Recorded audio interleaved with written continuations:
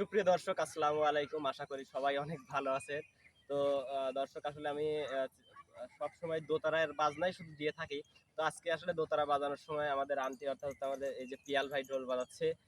তার মা হচ্ছে অনেক সুন্দর গান করে, আসলে এটা আমি জানতাম না। তো আসলে তার একটি গান আমরা চাচ্ছি যে আপনাদেরকে আজকে শোনাতে। আন্টি, আমার দর্শকদের আজকে আপনি একটা সুন্দর করে গান শোনাবেন। অবশ্যই চেষ্টা করব।